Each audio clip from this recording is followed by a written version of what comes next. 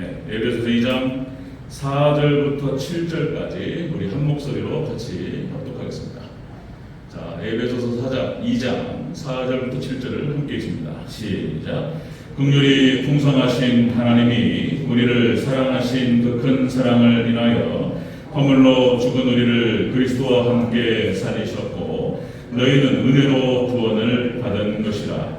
또 함께 일으키사 그리스도 예수 안에서 함께 하늘에 앉히시니 이는 그리스도 예수 안에서 우리에게 자비하심으로써 그 은혜의 지극히 풍성함을 오는 여러 세대에 나타내려 하심이라. 아멘. 네, 인사하겠습니다. 아버지 예수님, 예수님의 은혜가 평강 넘치시기를 축원합니다. 아멘. 오늘 함께 읽으신 에베소 2장 4절부터 7절. 자, 오늘 본문을 토대로 구원의 의미라는 제목으로 말씀드리겠습니다. 구원이 무엇인가? 오늘 본문에서 정의를 내리는 구원의 개념, 구원의 의미, 구원이 도대체 뭘 말하는 것인가에 대해서 오늘 본문을 중심으로 살펴보도록 하겠습니다. 구원의 의미. 자, 우리가 지난 시간에 앞에 에베소 2장 1절부터 3절까지 말씀을 토대로 자, 구원받기 전에 우리 모습은 어떤 모습이었는가? 자, 에베소 성도를 향해서 지금 사도 바울이 너희가 구원받기 전에는 바로 이런 모습이었다. 그런데 이제 너희가 이렇게 구원받은 백성이 되었다. 이런 얘기를 하는 거예요. 그래서 구원받기 전에 우리 모습, 그리고 구원받기 전에 인간의 모습은 어떤 모습인가? 그죠? 자, 그 모습 첫 번째가 세상 풍조를 따랐다. 세상 풍조를 따르고 두 번째 공중권세 적은 자를 따르고 사단 마귀에 사로잡혀서 그렇게 살아갔다는 것입니다. 그래서 멸망의 본질상 진노의 자녀였다는 것이죠. 그런데 이렇게 구원을 받게 되었다. 그 얘기를 지금 오늘 사도 바울이 하는 것입니다. 이렇게 구원받게 되었다. 자, 그래서 에베소 성도들, 우리 대전절교 성도들에게 그대로 적용되는 말씀인 줄로 믿습니다. 아멘. 구원의 의미가 무엇인가에 대해서 본문을 토대로 같이 한번 살펴보도록 하겠습니다. 자, 구원의 의미. 첫 번째, 구원의 의미는 허물로 죽은 우리를 그리스도와 함께 살리신 것이다. 허물로 죽어버린 우리 상태에서 자, 예수님께서 우리를 살리셨다는 거예요. 하나님께서. 자, 4절 5절을 같이 보겠습니다. 4절 5절 시작. 긍휼이 풍성하신 하나님이 우리를 사랑하신 그 큰 사랑을 인하여 허물로 죽은 우리를 그리스도와 함께 살리셨고. 아멘. 자, 구원의 의미가 무엇이냐 말이에요. 구원이 뭐냐 말이에요. 구원은 바로 허물로 죽어있는 그런 상태에서 우리를 살리셨다는 거예요. 예수님과 함께 살리셨다. 자, 그래서 구원은 바로 죽은 자 가운데서 다시 살아나는 것이 바로 구원이다 하는 것입니다. 자, 우리가 뻔히 다 아는 얘기인 것 같고 뭐 다 알고 있는 얘기 같지만 자, 우리가 본문을 통해서 다시 한번 상고하면서 이 안에는 또 깊은 의미들이 담겨 있습니다. 깊은 의미들이. 자, 구원이라고 하는 것은 허물로 죽어버린 상태. 자, 그러니까 다시 말씀드리면 세상 풍조를 따르고 그리고 공중권세 적은 자를 따르고 그러니까 본질상 진노의 자녀였던 그런 상태. 영적으로 죽어있는 상태를 말하는 거예요. 영적으로 죽어있는 상태에서 하나님께 살리셨다는 거예요. 죽은 자 가운데서 우리를 살리셨다. 예수님과 함께 살리셨다. 이런 얘기죠.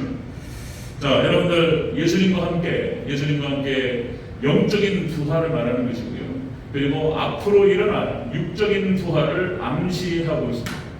예수님께서 육적으로 부활하셨던 것처럼 우리도 동일하게 죽은 자 가운데 다시 살아날 줄로 믿습니다. 그게 바로 구원이라는 거예요. 죽은 자 가운데 다시 살아난다. 자, 여러분들 우리가 허물로 죽은 상태에서 우리를 하나님께서 사랑하셔서 예수 그리스도로 말미암아서 우리가 죽은 자 가운데 다시 살아난 줄로 믿습니다. 믿음의 백성이 바로 그렇다는 거예요. 그리고 그뿐만 아니라 구원받은 백성들은 이 땅에서 우리가 하늘나라 갈 뿐만 아니라 이 땅에서 똑같이 죽은 자 가운데 살아나는 부활의 놀라운 영광들을 맛보며 살아간다라고 말씀을 드렸습니다. 자, 구원이라고 하는 것은 바로 그런 것이다. 우리가 죽은 자 가운데에서 우리가 하나님께 늘 부활을 맛보며 살아가다.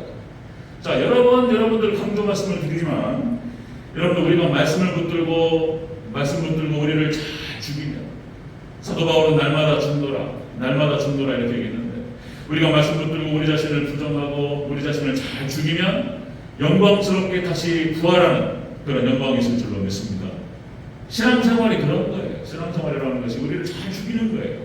성격도 죽이고 성별도 죽이고 그런 게 잘 안 죽어서 문제인데 성별도 죽이고 우리 자신을 잘 죽이고 오직 말씀만이 예수님의 향기만이 드러날 수 있도록 노력하는 것, 싸워가는 것, 그것이 어려워서 영적인 싸움이.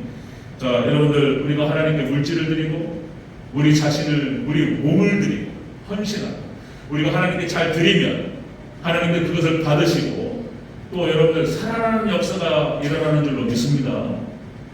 하나님 물질 잘 드리고 하나님 받으시고 우리 헌신 우리를 잘 받으시면 30배, 60배, 100배의 열매로 하나님께서 갚아주시는 줄로 믿으시기를 축원합니다. 이게 돌려주세요. 하나님께 돌려주세요. 하나님께 마음과 정성을 다해서 하나님께 물질을 드리고 우리 자신을 드리고 그리고 하나님께 살려주시고 돌려주시고 은혜를 주시고 축복도 주시고 열매도 주시고 다 주시는 거예요. 하나님께서 뭐가 부족해서 우리를 받으려고 하시는 것이 아니고 하나님께서 뭐가 없어가지고 우리에게 물질을 달라고 말씀하시는 게 아니잖아요.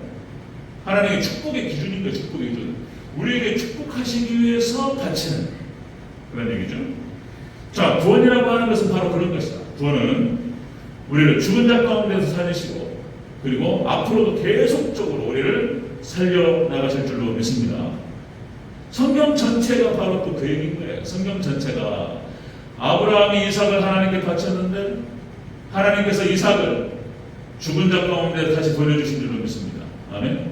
사실 죽은 거예요. 모리아 산에서 아브라함이 칼을 들어서 이삭을 찌르려고 했을 때 사실 찌른 거예요. 하나님 거기 마음을 받으신 거예요. 그 충성을 받으신 거예요. 그 순종을 받으신 줄로 믿습니다. 그리고 하나님께서 이삭을 그대로 받으셨고 이삭을 돌려주셨어요. 그런 형태. 요셉도 마찬가지죠. 성경 전체가 그 얘기예요. 요셉도 자 종살이를 하고 목살이를 하고 그렇게 완전히 죽어버렸어요. 그런데 하나님께서 때가 돼서 그의 충성과 그의 순종을 보시고 하나님께서 그를 살리시는 거예요. 부활의 영광이죠. 이게 요셉이나 이삭도 마찬가지고 요셉도 마찬가지고 다 예수님을 상징하는 거예요. 쫙 살아나죠. 모세도 마찬가지입니다. 모세도 예수님을 상징하는 인물. 40년 동안 애굽의 왕자로서 살아가다가 광야에 가서 40년 동안 죽은 거예요. 사실상 40이라고 하는 숫자가 고통의 수를 말하는 것이고 40년 동안 완전 죽어버렸어요. 그냥 나이가 80이 되어버렸어요. 뭘 또 뒤에가 뭐가 있겠습니까? 이제 끝났죠. 이제 인생 마무리 잘하고 천국 가면 되는 건데 그 뒤에 다시 40년 있을 거라고는 상상도 못했어요. 하나님께서 죽어버린 모세를 다시 살리셔서 하나님 놀랍게 하나님의 영광을 위하여 사용하신 줄로 믿습니다. 그러니까 예수님을 상징하는 인물들의 모습이 다 똑같은 거예요. 하나님께 온전히 충성을 다하고 잘 죽으면 하나님 살리신다는 죽은 자 가운데 살리신다는 출애굽기에 나타나는 이스라엘 백성들도 마찬가지죠. 애굽에서 죽어버렸어요. 그냥 400년 동안 사실상 무덤에 들어간 거예요. 그런데 하나님께서 이스라엘 백성들을 다시 200만 명, 200에서 250만 명으로 모은 것인데 그들을 다시 살리셔서 다시 하나님께 가나안 땅으로 보내시고 그 과정이 쫙 구약 성경에 나타나는 것이죠. 죽었다가 살리시는 거예요. 다윗도 그렇고 욥도 그렇고 다니엘과 세 친구도 그렇고 여러분들 히브리서 11장에 나타나는 모든 믿음의 선진들이 다 마찬가지다. 여러분 우리도 똑같습니다. 우리가 말씀 듣고 우리 자신을 잘 죽이고 순종하여 따라가 그럴 때 놀라운 부활의 영광이 일어날 줄로 믿습니다. 근본적으로 죽었다가 살아나는 것뿐만 아니라 이 땅을 살아가면서 계속적으로 반복적으로 우리가 체험하는 거예요. 말씀을 듣고 순종하고 우리 자신을 잘 죽이면 하나님께서 살리시는 거예요. 우리의 선택은 잘 죽는 거예요. 무덤으로 내려가는 것이고 그리고 살리는 건 하나님께서 살리실 줄로 믿습니다. 아멘. 믿음이 있으시기를 축원합니다. 살아날 때 있잖아요. 살아날 때 진짜예요. 진짜 30배, 60배, 100배 하나님께 축복하실 때 기가 막히게 살리시는 하나님께서. 자, 구원의 의미가 뭐냔 말이에요. 구원의 의미가. 구원이라고 하는 것은 죽은 자 가운데에서 살리신다는 거예요. 두 번째 보겠습니다. 두 번째. 구원의 의미 두 번째는 예수님 안에서 함께 하늘에 앉히셨다라고 기록하고 있습니다. 구원이라고 하는 것은 하나님의 백성들을 하늘에 앉히는 거예요. 천국에 앉히는 거예요. 그게 구원이에요. 자, 6절을 다시 한번 보겠습니다. 6절 시작. 또 함께 일으키사 그리스도 예수 안에서 함께 하늘에 앉히시니. 아멘. 함께 일으키시고 예수님과 함께요. 다 따로 움직이지 않아요. 하나님의 백성들은, 교회는, 성도는 따로 움직이지 않고 예수님 따라가고 예수님과 함께 가는 거예요. 함께 하늘의 영광도 함께 받는 거예요. 꼭 그렇게 기록하고 있습니다. 기록 자체가 그렇게 되는 거예요. 예수님과 함께 일으키시고 예수님과 함께 하늘에 앉히셨다 이렇게 기록해요. 자, 이 뜻이 뭡니까? 특별히 해석할 필요도 없이 이 뜻은 예수님과 함께 천국에 앉히셨다는 거예요. 이게 구원이라는 거예요. 구원의 의미는 죽은 자 가운데 다시 살리셔서 함께 예수님과 함께 죽은 자 가운데 살리셔서 예수님과 함께 하늘에 앉히시는 거예요. 자, 여기 하늘에 앉혔다라는 표현이 여러분들 시제가 완료형입니다. 완료형. 그러니까 이게 과거 완료예요. 이게 놀라운 얘기예요. 이게 엄청난 얘기입니다. 그러니까 하나님께서 에베소 교회 성도들에게 뭐라고 표현한 거냐면 에베소 교회 성도들에게 하는 얘기고 동일하게 우리 대전 제일교회 성도들에게 하는 얘기인 줄로 믿습니다.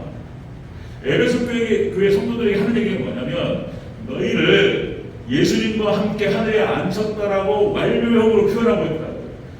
너희들이 에베소 교회 성도들이 아직 몸은 이 땅에 있고 아직은 죽지 않았어요. 이 땅에서 살아가야 돼요. 살아갈 날도 있어요. 너희가 아직 이 땅에 있지만 너의 영과 너의 이름과 너의 신분은 하늘에 있다는 거예요. 믿습니까? 완료형으로 얘기한다니. 완료형으로 이미 이루어진 것으로 얘기해버려요. 그냥 놀라운 얘기예요. 이게. 자, 구원의 의미는 바로 그것이라는 거예요. 죽은 자 가운데 살리셔서 천국에 두신다는 거예요. 에베소 교회 성도들이 아직은 여기 교회에 있지만 이들은 하늘에 있다는 거예요. 하늘에. 그들의 영혼과 그들의 이름과 그들의 신분이 하늘에 있다는 거예요. 우리 대전교회 성도들이 마찬가지예요. 여러분, 믿음의 성도들은 우리가 이게 하늘에 있다라고 믿으시기를 주 여러분으로 축원합니다. 이게 이제 이걸 잘 이해를 하셔야 돼요. 자, 빌립보서 3장 10절에서 이렇게 표현합니다. 빌립보서 3장 10절. 우리의 시민권은 하늘에 있는지라 거기로부터 구원하는 자 곧 주 예수 그리스도를 기다리노니. 시민권이 하늘에 있다. 우리가 이미 하늘에 들어가 버렸다. 아직 몸은 있는데, 몸이 아직 이 땅에 있는데 이미 들어갔다는 표현을 쓴단 말이에요. 천국에 가버렸다. 이게 참. 우리가 에베소서 1장 5절에서 얘기했는데, 에베소 1장 5절에서 이렇게 표현하죠. 그의 기쁘신 뜻대로 우리를 예정하사 예수 그리스도로 말미암아 자기 아들들이 되게 하셨으니. 이미 예정되어서 들어갔다는 거예요. 또다시요, 창세기 12장과 창세기 15장, 창세기 15장은 몇 프로냐? 창세기 12장에서 하나님께서 아브라함을 부르셔서 아브라함이 그 말씀, 하나님의 말씀 그대로 순종해서 본토 친척 아비 집을 떠나 하나님 지시할 땅으로 갔단 말이에요. 가나안 땅에. 하나님 축복하시면서 뭐라고 말씀하시냐면 내가 이 땅을 너와 네 자손에게 주리라. 창세기 12장에서 약속을 하셨어요. 그걸 창세기 15장에서 다시 확인하시는 거예요. 다시. 하나님께서 그 어떤 것 위에도 하나님이 없기 때문에 하나님 자신의 이름으로 맹세하셨어요. 맹세. 내가 반드시 이 땅을 너와 네 자손에게 주리라. 맹세하셨다고. 하나님 약속하셨어요. 그러니까 이스라엘 백성들이 광야 40년이 애굽에서 400년을 지내고 광야 40년을 지내고 하지만 사실상 이스라엘 백성들이 가나안 땅 들어가는 것은 이미 예정되어 있었다는 거예요. 그러니까 여러분들 믿음의 백성들, 예수님을 구주로 영접한 사람들은 여러분들 천국이 이미 예정된 줄로 믿으시기를 축원합니다. 들어가기로 되는 거예요. 그 얘기를 계속 반복하는 거예요. 지금. 신명기 1장 8절 이걸 다시 확인하죠. 모세가 모압 평지에서 이스라엘 백성들을 앉혀놓고 설교하는 거예요. 그 신명기 말씀은 한 달 동안 했던 설교 내용이었어요. 이스라엘 백성들을 모압 평지에 앉혀놓고. 신명기 1장 8절에서 아직 이스라엘 백성들은 광야 40년을 거쳤고 그 다음에 가나안 땅에 들어가기 전인 거예요. 여러분들 가나안 땅에 들어갈 때 피비린내나는 전쟁이 앞에 있는 거예요. 이길지도 모르고 질지도 모르고 모른단 말이에요. 그런데 모세가 하나님의 약속의 말씀을 근거로 해서 이렇게 선포합니다. 신명기 1장 8절. 내가 너희의 조상 아브라함과 이삭과 야곱에게 맹세하여 그들과 그들의 후손에게 주리라. 한 땅이 너희 앞에 있으니 들어가서 그 땅을 차지할지니라. 아멘. 그러니까 하나님께 약속하셨고 맹세하셨고 아브라함의 하나님, 이삭의 하나님, 야곱의 하나님께서 이 땅을 너희에게 주리라고 맹세하신 그 땅이 너희 앞에 있으니 너희는 들어가서 차지하라. 이런 믿음이 어디 있습니까? 아멘. 그냥 가서 들어가면 그 전쟁은 반드시 이기기로 예정되어 있었어요. 그러나 여러분들 그 전쟁은 온전한 믿음과 순종으로 이기는 줄로 믿습니다. 그러니까 이해를 잘해야 돼요. 자, 다시요. 이스라엘 백성들이 광야 40년을 지냅니다. 우리가 지금 광야와 같은 지금 삶을 살아가죠. 이스라엘 백성들은 광야 40년의 기간을 지낸 다음에 가나안 땅에 들어갑니다. 그죠? 이거 우리가 이것이 모세오경이 잘 기록되어 있어요. 창세기, 출애굽기, 출애굽기, 레위기, 민수기, 신명기 잘 기록되죠. 마찬가지로 우리 하나님의 백성들이, 믿음의 백성들이 광야와 같은 40년을 지낸 다음에 우리는 천국으로 들어가게 될 것입니다. 아멘. 그래서 이것을 이렇게 표현한단 말이죠. 이미 들어가기로 되어 있어요. 이미 들어가는 거예요. 그런데 아직은 완성되지 않았다, 이런 표현을 쓴단 말이죠. 또 이게 신학적인 표현이에요. 그래서 이제 이 말을 이 전체적인 이야기를 그렇게 표현하는 거예요. 자, 이미와 아직 사이에 긴장관계 있다는 거예요. 광야에 있는 40년 동안 이미와 아직 사이에 있는 그런 긴장관계 있다. 우리가 하나님의 백성들, 믿음의 백성들이 이미 들어갔지만 아직은 완성되지 않은 이 기간 동안에 있다, 이렇게 표현하는 거예요. 자, 그런데 여기서 중요한 거는 또 여기까지만 얘기하면 너무나 기분이 좋아요. 와, 내가 우리 하나님 백성들, 믿음의 백성들, 우리가 이미 하늘에 들어갔다는 게 여러분들 감사하지 않습니까? 할렐루야. 여러분들 모습이 그러든지 말든지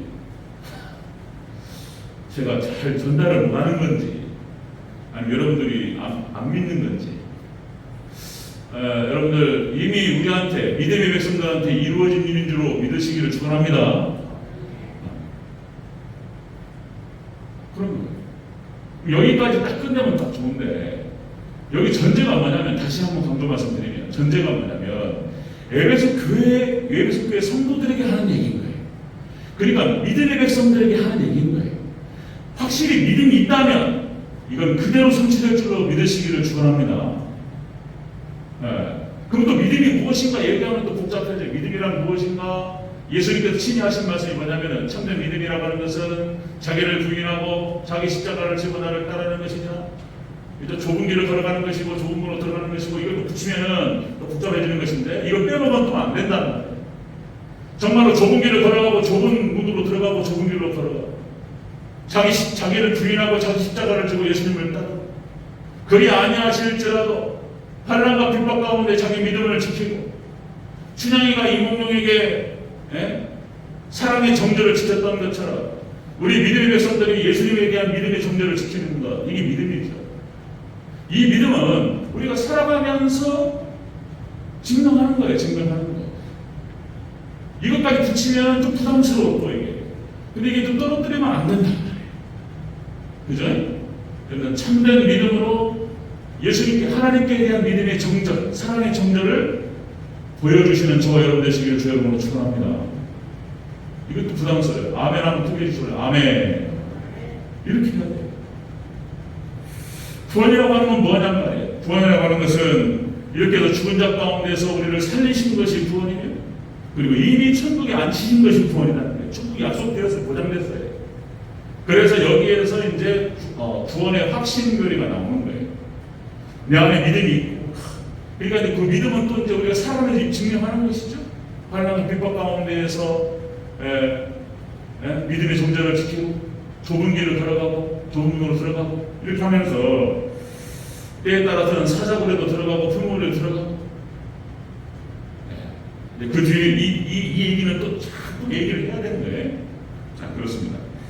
자, 구원의 의미 세 번째 보겠습니다. 세 번째 구원의 의미 세 번째는 예수님 안에서 은혜의 풍성함을 나타내신 것이 구원인 거예요. 예수님이 은혜를 보여주셨어요.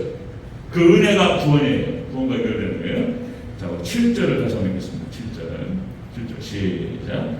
이는 그리스도 예수 안에서 우리에게 자비하심으로써 그의 은혜의 지극히 풍성함을 오는 여러 세대에 나타내려 하십니다. 아멘. 구원이라고 하는 것은 하나님의 은혜를 보이신 것이 구원입니다. 우리를 하나님께서 예수님의 사랑하심, 예수님의 은혜와 하나님의 사랑하심과 그리고 성령님의 교통하심, 삼일체 하나님의 은혜의 역사를 통해서 우리를 인도하시는 것이 구원이에요. 삼일체 하나님의 역사가 우리를 구원으로 이끌 줄로 믿습니다. 아멘. 이게 구원이다라는 거죠. 자, 8절 읽지 않았는데 다음 주에 연결시켜가지고 좀 더 자세하게 말씀을 드릴 거예요. 자, 우리의 구원은 예수님의 은혜로 받습니다. 그죠? 성령님의 선물인 줄로 믿습니다. 아멘. 다음 주 자세히 말씀을 드리겠지만 다시 한번 우리 8절을 또 읽겠습니다. 8절 시작. 너희는 그 은혜에 의하여 믿음으로 말미암아 구원을 받았으니 이것은 너희에게서 난 것이 아니요 하나님의 선물이라. 아멘. 이 성경에서 이 말을 계속 혼용해서 써요. 예수님의 은혜, 하나님의 사랑하심, 성령님의 교통하심, 예수님의 은혜라고 말하기도 하고 하나님의 선물이라고 말하기도 하고 혼용해서 삼일체를 같이 써요. 자, 그렇죠? 그래서 고린도후서 13장 13절에서 이제 사도 바울이 축도를 한단 말이에요. 축도할 때 꼭 삼일체가 들어가는 거예요. 하나님의 예수 그리스도의 은혜와 하나님의 사랑하심과 성령님의 교통하심이 너희 무리와 함께 있을지어다. 그러니까 이미 구원 받았지만 이 땅을 살아가면서 그 구원은 계속되는 거예요.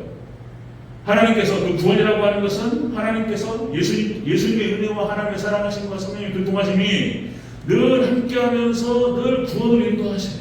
예수님의 은혜를 늘 보여주세요. 늘 나타내 보이세요. 이게 구원이에요. 자, 그리고 여러분들 이렇게 삼일차 하나님께서 믿음의 백성들을 붙잡으시고 구원을 인도하시기 때문에 결코 실패하지 않을 줄로 믿습니다. 아멘. 하나님께서 시작하신 그 일을 하나님께서 완성하실 줄로 믿습니다. 아멘. 구원의 확신교리가 여기서 나오는 거예요. 절대로 흔들리지 않는다는 거예요. 우리 안에 믿음이 확고하게 있다면, 우리 안에 믿음이 확고하기 때문에 절대 흔들리지 않는다는 거예요. 그것이 바로 로마서 8장 29절 얘기죠. 로마서 8장 29절. 높음이나 기쁨이나 다른 어떤 피조물이라도 우리 주 예수 그리스도 예수 안에 있는 하나님의 사랑에서 끊을 수 없으리라. 그 어떠한 것도 하나님의 사랑에서 예수님의 은혜에서 끊을 수 없다는 거예요. 하나님 붙잡으신 것 절대로 놓지 않는다는 거예요. 여러분들, 자, 또 여기서 다시 한번 우리가 생각해야 되는 것은 확고하게 예수님을 믿으시기를 주의 이름으로 축원합니다. 예수님은 우리의 구주로, 예수님을 왕으로, 자신의 왕으로, 자신의 중심 안에 자신이 앉아 있는 것이 아니고 예수님을 하나님을 자신의 왕으로 모셔드리고 그 말씀에 충성하는 백성을 말하는 거예요. 이것은 그의 삶을 통해서 조금씩 증명이 돼요. 자, 여러분들, 구원이라고 하는 것은 그 안에, 구원이라고 하는 개념 안에 여러 가지 말이 다 담겨 있습니다. 여러분들, 제가 벌써 4년이 지난 것 같아요. 제가 이제 대전제일교회 선포로 왔을 때 했던 설교가 신명기 32장 11절 말씀이었습니다. 11절 모세의 노래가 쭉 진행되는데 거기에서 한 구절을 딱 띄어서 제가 이제 말씀을 나눴던 기억이 있습니다. 여러분 기억하시는지 모르겠지만, 자, 천국으로 인도하시는 하나님의 손길, 하나님께서 이스라엘 백성들을 사랑하시고 인도하셨는데 뭐라고 표현하냐면, 독수리가 그 새끼를 날개 아래 모음같이, 독수리가 그 새끼를 보호함같이 너희를 보호하시고 인도하셨다, 이렇게 표현하는 거예요. 지금 모세가 비유를 통해서 상징으로 이스라엘 백성들을 어떻게 사랑하셨는지를 설명하고 있어요. 거기서 이런 표현이 나오는 거예요. 자, 첫 번째가 뭐냐면, 천국을 인도하시는 그 하나님의 손길은 보금자리를 어지럽히신다. 흩어버려. 그러니까 보금자리 새끼가 알을 낳아가지고 키우는 독수리 새끼예요. 근데 이런 거 갖다가 이제 날개 해야 되잖아요. 그러니까 보금자리를 갖다가 흩어버려요. 어지럽혀가지고 떨어뜨려버린단 말이에요. 그러니까 하나님의 백성들 우리를 사랑하시는 방식 중에 하나가 뭐냐면 연단이라고 했습니다. 연단도 우리에게 주시는 은혜라는 거예요. 그 연단 과정이 없으면 독수리는 절대로 날 수가 없다는 거예요. 높은 데서 떨어뜨려버려요, 그냥. 그러면 새끼는 막 바닥거리면 떨어진다는 거예요. 그죠? 하나님께 이스라엘 백성은 그렇게 인도하셨다는 거예요. 소리 지르면서 막 소리도 질렀을 거예요. 독수리가 막 떨어져요. 그러면 독수리가 어제 두 번째가 뭐냐면 그 새끼 위에 납을 거예요. 떨어지고 있는 독수리 새끼 주변에 쫙 도는 거예요. 이렇게 어미 독수리가 쫙 돌면서 땅바닥에 닿기 전에 독수리가 등으로 받습니다. 이렇게 했다는 거예요. 하나님께서 이스라엘 백성들을 어떻게 인도하셨냐, 마치 독수리 새끼를 갖다가 보호함같이. 자, 어떤 형태에서는 연단하고 그리고 배회한다는 거예요. 이거는 동행을 말하는 거예요. 그리고 땅바닥에 떨어지기 전에 등으로 받아서 보호한다는 거예요. 자, 하나님께 때로는 우리를 연단하시고 어렵게 하실 수도 있습니다. 이 과정을 거쳐야, 이 훈련 과정을 거쳐야지 독수리가 되는 거예요. 이 연단도 하나님의 사랑이라는 거예요. 그냥 이렇게 표현하는 거예요. 여러분들, 엘리야가 오후 예배 때 엘리야를 얘기할 거예요. 엘리야를 얘기할 텐데, 자, 갈멜산 전투에서 승리하고 이세벨이 죽인다고 하니까 또 도망쳤어요. 로뎀나무 밑에 들어가서 또 실망하고 낙담하고 그러는 거예요. 그러니까 하나님께서 까마귀를 보내셔가지고 엘리야를 먹이셔요. 그래서 우리가 비유로 많은 그런 얘기잖아요. 까마귀가 나가온다. 하나님 백성들 있잖아요. 때에 따라서는 까마귀를 통해서 먹이시는 줄로 믿으시기를 축원합니다. 까마귀를 통해서, 여러분 열왕기상 17장 6절 이렇게 표현됩니다. 자, 까마귀들이 아침에도 떡과 고기를, 저녁에도 떡과 고기를 가져왔고 그가 시냇물을 마셨으니, 아무것도 없는 광야에서 하나님께서 까마귀를 통해서 엘리야를 먹이셨어요. 떡과 고기를 물어다 주고 아침에도 저녁에도 그 시냇물을 마시면서, 이것도 상징적인 얘기인데 그건 그때 가서 내가 또 풀어서 말씀을 드릴 거고, 하나님께서 까마귀를 통해서 역사하세요. 하나님께서 하나님의 은혜를 보여주시고 우리를 구원하실 때에 따라서는 까마귀를 통해서 역사하세요. 제가 시골교회에 들어가서 그런 일이 있을 줄은 저는 상상도 못했어요. 너무나 아무것도 몰랐기 때문에, 개념이 없어가지고 뭐 죽게 하겠나 그런 마음으로 들어갔어요. 거기도 사람 사는 곳이고 들어갔는데, 지금 생각해보니까 만약에 그런 상황이 벌어질 거라고 미리 알았으면 안 들어갔을 거야. 네, 안 들어갔을 거예요. 자세히 알았으면 안 들어갔을 거예요. 몰랐기 때문에 들어가니, 이것도 어설프게 알았어. 어설프게. 근데 하나님께서 거기에 들어갔을 때 하나님께서 수많은 까마귀들을 보내셔서 하나님께서 보호하셨어요. 아니, 제 친구 뭐 선배 후배들 해가지고 농활 활동을 해가지고 농활로 학생들 데리고 많이 왔습니다. 청년들도 많이 와서 마을 다 이렇게 농사 짓는 거 다 해주고, 교회에서 왔어요 이런 얘기하면서 청년들이, 서울에 있는 청년들이 와가지고 다 농사 한 3박 4일 사박을 해주고 가잖아요. 그러면 교회 좋다고 막 그런 얘기해요. 와, 목사님 좋다고 마을에서 얼마나 칭찬을 제가 많이 받았는지 몰라요. 그거 지금 거의 매 해마다 2건, 3건, 4건 있었어요. 선배, 후배들 때에 따라서는 모르는 사람을 통해서도 하나님 도와주셨어요. 성민이 가자마자, 제가 잘한 건 아니에요. 하나님 역사, 이것도 하나님 기적인데, 가자마자 1년도 안 돼가지고 건축을 했는데 그것도 하나님 역사예요. 멀쩡히 있는 교회인데 그러니까 등기부에 그 건물은 교회 건물인데 땅은 다른 사람 땅이에요. 그래가지고 이제 지대를 도지 땅 빌려 쓰는 거 갖다가 그 값을 주면서 썼단 말이에요. 그래서 저 가자마자 그 땅 주인이 비워달라는 거예요. 거기다가 다른 거 지으려고 그 땅을 쓰려고 하니까 비워달라. 졸지에 교회를 무너뜨려야 되는 상황이 벌어진 거예요. 하나님 역사가 얘기가 길어요. 졸지에 교회가 사라져버릴 위기에 처했단 말이에요. 제가 인지에 온 지 1년도 안 돼서 몇 개월밖에 안 됐는데 그런 일이 벌어져요. 하나님께서 역사하시기 시작하는데 일사천리로 해가지고 진행됐어요. 그 6개월의 건축 기간은 또 복잡해요. 근데 하나님께서 새 건물을 지키게 하셔. 그리고 성원이를 거기서 낳았어요. 성원이 거기서 낳고 그 깨끗한 집에서 따뜻하게 키웠습니다. 하나님 다 해주셨어요. 네, 하나님 다 키워주셨어요. 제가 한 거 아무것도 없어요. 자, 여러분들, 구원에 하나님의 은혜가 계속되는 거예요. 여러분들, 하나님의 은혜가 하나님께 여러분께서 가시는 그날까지, 예수님 모시는 그날까지 하나님의 은혜, 예수님의 은혜와 하나님의 사랑하심과 성령님의 교통하심이 늘 항상 함께 하시기를 주의 이름으로 축원합니다. 하나님 살아계시.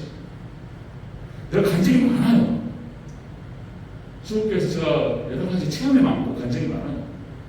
예, 뭐 간증하라고 하면 여러분 아마 다 한두 시간 다 하실 수 있으시겠죠. 자, 여러분 구원이 무엇이냐? 구원의 의미는, 구원이라고 하는 것은 그렇게 우리를 죽은 자 가운데 살리셔서 하늘에 앉히시는 거예요.